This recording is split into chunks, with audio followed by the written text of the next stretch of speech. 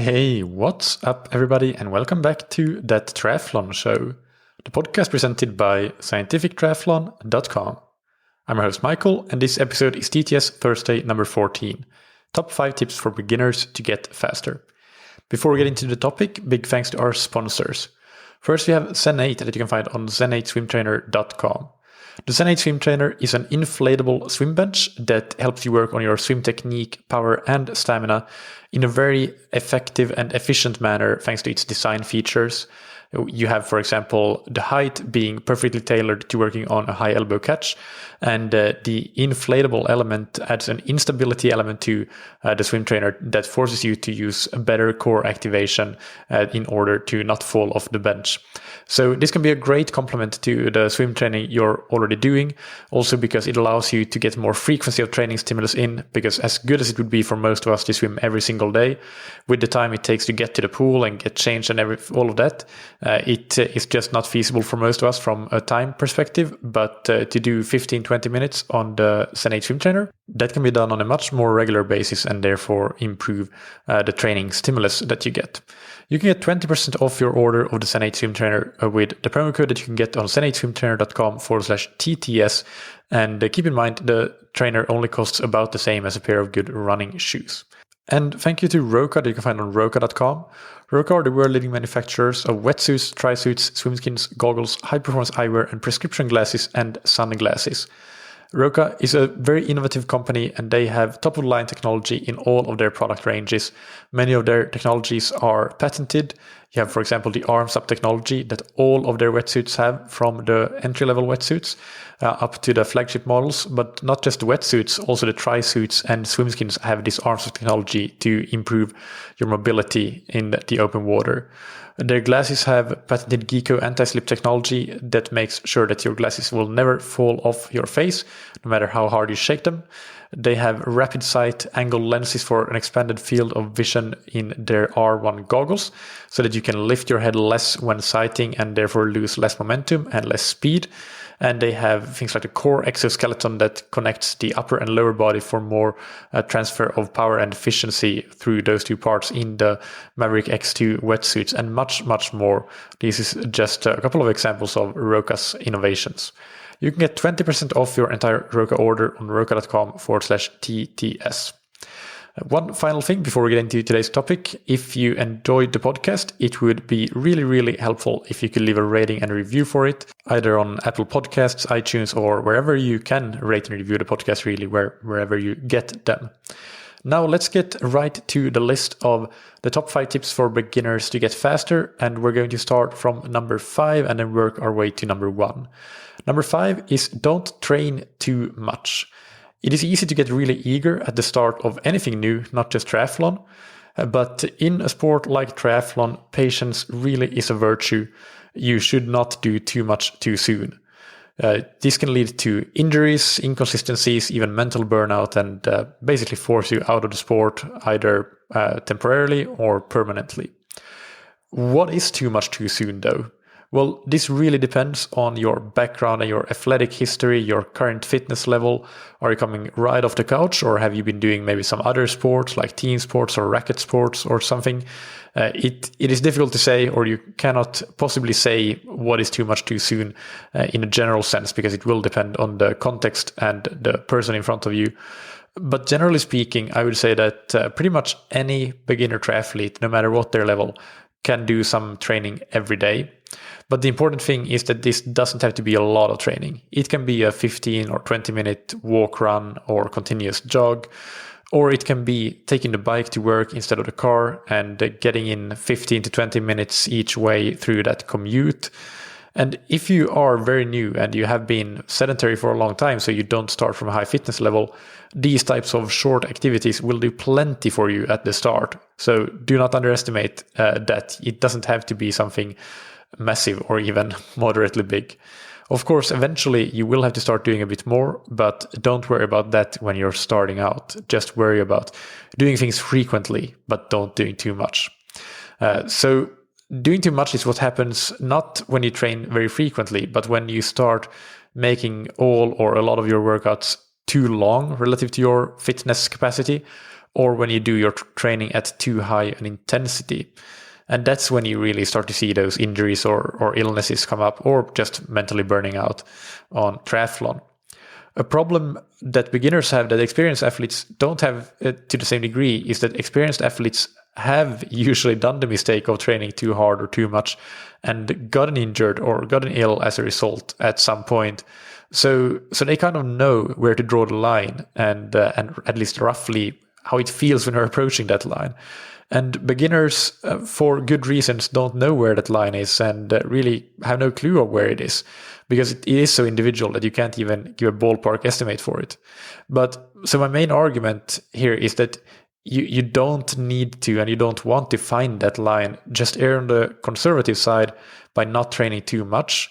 Because as long as you're improving, then what you're doing is clearly enough. And then when you stop improving, or if you have been really, really consistent on your current training load for, let's say, at least a couple of months, only then does it really make sense to increase your training load. So that's tip number 5, don't train too much, and that will cause you to avoid, when you're not training too much, you will avoid injuries, inconsistency, and mental burnout. Tip number 4 is to learn to go slow and to go fast and develop many different gears in the pool, on the bike, and on the run.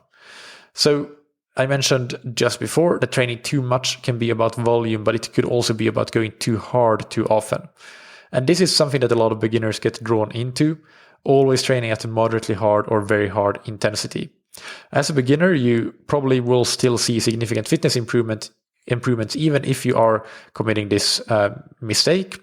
But eventually, so you could argue, I'm not going to judge anybody for training too hard. We all do that when we start, or most of us have done that when we started. So it's not necessarily a mistake per se, but it's something that you should try to build a habit of getting away from that as quickly as possible, because down the line that will pay huge dividends. Because eventually, maybe when you have already graduated from, might be called a beginner to an intermediate, or it might happen sooner or later, but probably if you keep training too hard too often, it will come back to bite you as an injury or illness or even overtraining. You don't need to get hung up on just how much training should be easy or hard or in between. I would say that if your training volume is fairly low, then as long as you're doing the majority, without quantifying the majority any further than that, of your training at a low intensity, you're probably good. That's a really good starting point. But in order to do that, you of course need to learn to go easy and developing that gear, that easy gear. So one way to do this on the bike and the run is to do the talk test. Simply make sure that you go at a conversational pace. That's as simple as it sounds. And if you go with somebody and you can have that conversation, then even better. But other than that, if not, then you just have to talk to yourself for a little bit and make sure that you can do that without huffing and puffing too much. A second way, which is also a great way, and you can use both of them by all means, is to have a heart rate monitor and just learn about your heart rate ranges and maybe finding your maximum heart rate by going really hard in like a race or a workout. And then you can start using some generic percentages to find out, well, what is my low intensity really from your maximum heart rate. And that is also a really good way to get some guardrails for your low intensity. But equally, you also need to learn to go hard. And for some, this might be the problem rather than going too easy. I do think this is much less common than the problem of going too hard too often. But learning to get outside of your comfort zone and hurting is something to work on as well. Maybe it's not so much about going too fast, but about keep going fast when it's starting to hurt really quite a lot. And we might be getting into intermediate athlete territory rather than beginner athlete territory with that. But basically starting to work on developing those faster speeds and regularly visiting that zone of discomfort by holding your pace, sustaining your pace or power in those gears. So this will be really good training for you right now as a beginner, which will improve you and progress you towards a faster athlete.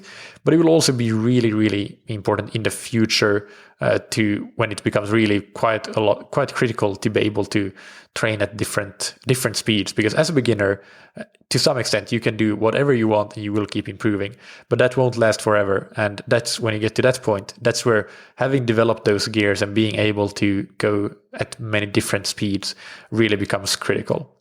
So just work a lot on finding that low gear and the ability to go slow, but also work a bit on those faster gears and develop them, and do that frequently. You don't need to do very big doses of those faster gears, but do it quite often. All right, tip number 3 is to focus on improving your technique and skills in all 3 disciplines. So this is really, really important stuff, because adequate technique is the foundation upon which you can then build improved speed and eventually the ability to go fast for a long time, which is what triathlon is about. So an analogy that I like to use and have used before is with music and learning to play a musical instrument. What you do when you're in where you're getting lessons, let's say you're getting piano lessons or whatever instrument you might be playing, you start to work on different things, but one of those things that you work on is to learn how to play scales, because scales are basically the foundation of that music is built upon. And when you learn how to play scales, then it will make it easier for you to actually play a proper piece of music. And it really is the same in endurance sports. Even if triathlon is not a hugely technical sport, swimming is very technical, running is moderately so, and biking really not very technical at all. But there are still those foundational pieces in each of the disciplines that are really important to try to master, and then you will be able to build speed, and eventually speed that lasts for a long time upon those foundations, that is technique and skills. It is important to realize that you cannot improve your technique unless you know what good technique looks like, and also know what your current technique looks like. So you should get some help here on this point, either a professional like a coach or somebody like that, or it could even just be asking a good local triathlete /swimmer /runner /cyclist to take a look at you and ask for some help and tips. So if we look a little bit at each discipline here and improving technique and skills, the swim is the obvious example. We all know that it's a technical sport and you can't really go fast unless you have good technique. And improving your technique will help improve your speed. Fitness will also help improve your speed. Both of them are equally important, I would say, but you will always be limited in the speed you can achieve in swimming if your technique is inadequate. And the swim is a difficult one. I think that really it makes sense to get some one-on-one lessons at the start. It will so dramatically change your learning curve. It will make you so much quicker at learning what good technique should look like and what you're currently doing, and then improving towards what you should be doing. Maybe video analysis and some one-on-one teachers or coaches will give you video analysis as part of that. So that could be an option, and it's a great option if you get that. But I think that this is something that really makes sense to do. Get at least a few one-on-one lessons as you're starting out with swimming to get a head start. Just like when you're learning to drive a car, you first go to driving school. Of course, you need a driver's license, but hypothetically, if it wasn't regulated, you would still probably want to get a few lessons before you just get out into the traffic. Now, on the bike, you have some things to work on there, especially if you've never ridden a road or a tri-bike before, only commuter bikes.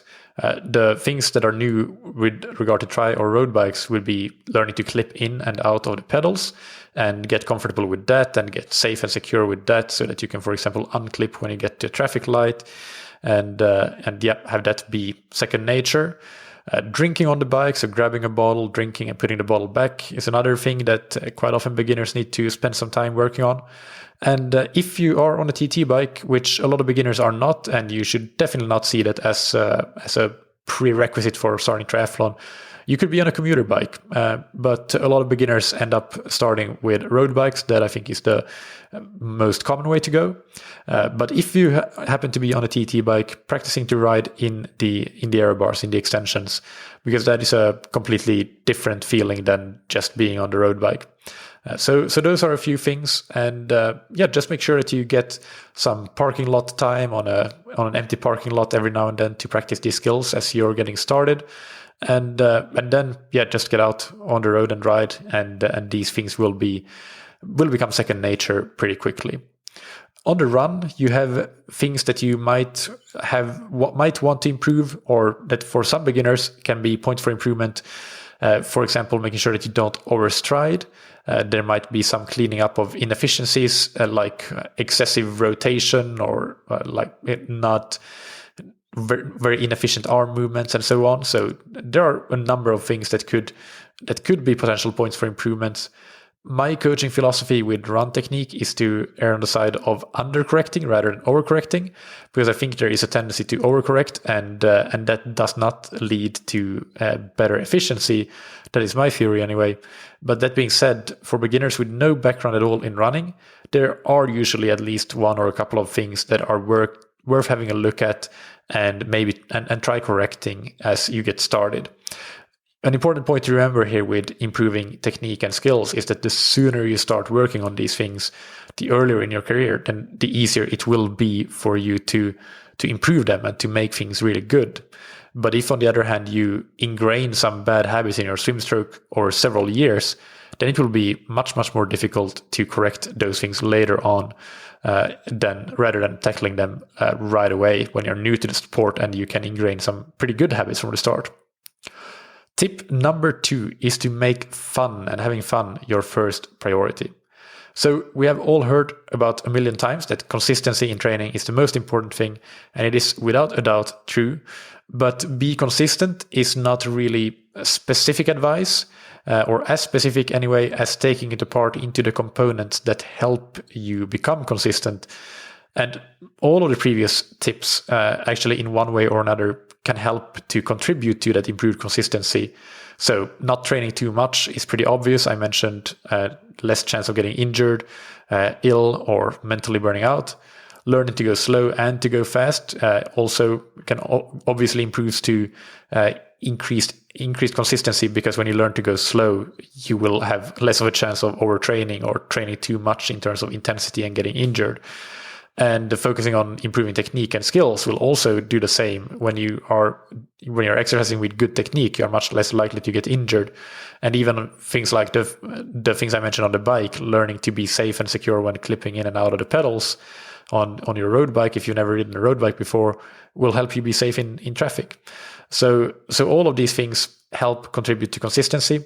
But this one is probably the most important of all, especially when you're a beginner. Well, I take that back. I think it's for any level. But to have fun is really a key foundation behind consistency. If you're not having fun most of the time that you're training, then you are just very unlikely to stick to it for the long term. And it might be time to look for another hobby, because if it is a hobby, it should be fun. That's the way I see it anyway. So what are some ways we can do to help keep things fun? One really important aspect is the social part of it.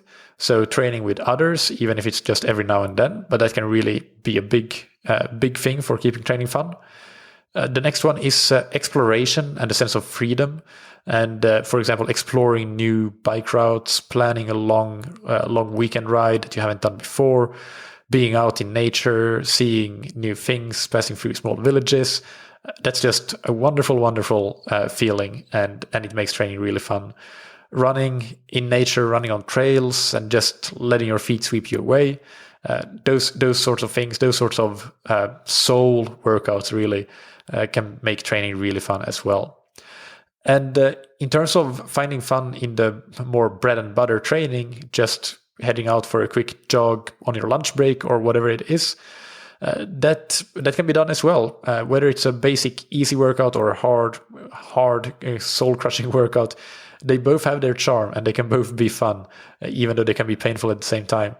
But a low intensity workout, for example, you can learn to enjoy the meditativeness of it and the relaxation aspect of it It might give you some opportunity as well to maybe catch up on podcasts or audiobooks, or just enjoy the feeling of almost effortless movement without exertion. That might not be the case for a beginner, I admit, but you might get to that point, or you might just learn to enjoy the feeling of how your easy workouts are starting to feel easier and easier with each passing week. So there are a lot of things that you can look at and gain your fun from. Hard workouts, on the other hand, give a special kind of satisfaction when you finish them, and you learn to embrace and even enjoy the pain even in the moment before you have finished it, as painful as it might be. A couple of specific things for training in the pool. Training with a swim squad or at least a training partner can definitely help that pool training more fun. And on the bike, if you are training indoors, then a good setup is key. If you have a good indoor training setup, then it can definitely be fun.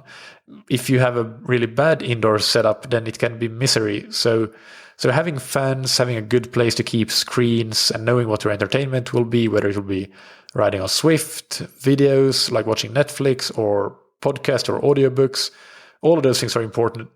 And even I would say that you don't need a fancy trainer. But what I will say is that having a good indoor trainer can make your training feel more fun. It's not necessarily better, but it just feels more fun and more enjoyable. That's at least my experience. And one thing that really can help generally with having fun as well is to just commit to yourself to have fun each workout. And then you're more likely to do it. So tell yourself as you head out the door, this will be fun and I am going to enjoy it, and take that as a habit to do every single time. And finally, number one of the things that beginner athletes can do to get faster is to join and train with a club/community/group of triathlon friends with more experience than you in the sport. So I put this as number one because so many of the previous points mentioned can be supported by joining and training with a club or a community. So fun that we just mentioned, the social aspect goes without saying. In terms of improving your technique and skills, a club or a community gives you the perfect platform to ask more experienced athletes or coaches help you with technique in any given discipline. The coach-led sessions will most likely ensure, if you go to coach-led sessions with the club, that you practice running through all of your gears, so going both slow and going fast and developing those gears, which can be really important, and not get stuck in a rut of always going at the same pace. And the only point that I mentioned in the previous ones that you might not get help with in a club, unless, of course, you're individually coached by someone within the club, but that is making sure that you don't do too much, that you still need to take the responsibility for yourself, unless you are working with a coach, as I said. But in addition to these things supporting the other points that I mentioned earlier, joining a club or community can give you access to things like secondhand equipment that you need, and you might score some really good deals.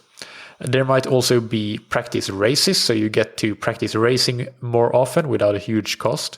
And here I would say that racing is such a key part of development of a triathlete, and it is fun. That's the key thing as well. It is super fun. So if you have a club and they might do a weekly or a bi-weekly super sprint race, I would say try to go and do that every single time they have it, because that will lead to absolutely fantastic development, just going and racing. And finally, through the club and the other members of the club and the staff of the club, you get access to knowledge about the local and maybe national and international triathlon scene that you might be looking for and might need. So you can learn things like what are the races that you should do locally, what are the favorite bike routes or the open water swim locations to go to, bike shops, bike fitters, coaches, physiotherapists, and so on and so forth. And that is knowledge that can be incredibly useful for years and years to come. And my personal experience, as I'm thinking about it here in Portugal, is that all of these things, or most of these things anyway, like bike routes, physios, bike fitters, open water swimming locations, and lots more that I use here in Portugal, I all got to know that first through my tri club or the local tri community in some cases, but in many cases directly from the involvement with a club. So don't hesitate, join a club and you really won't regret it, I'm absolutely sure. So in summary, let's just run through the list again from 5 to 1. Tip number 5 is don't train too much, but you can train frequently. Tip number 4 is learn to go slow and to go fast and develop those different gears. Tip number 3 is to focus on improving your technique and skills in all 3 disciplines. And tip number 2 is to make having fun your number 1 priority. And tip number 1 is to join and train with a club or a triathlon community. All right, that's it for today's TTS Thursday. I hope that you enjoyed it. If you're looking for coaching services or training plans, please go and check out scientifictriathlon.com and the products and services we offer there. Next Monday, we have Ben Day, who is a performance coach at the World Tour cycling team Bike Exchange, on for an interview. He's also the coach of pro triathlete Chris Lieferman. So that was a great discussion. So I hope that you tune in for that as well. Thank you to our sponsors, Zenith, that you can find on zenithswimtrainer.com.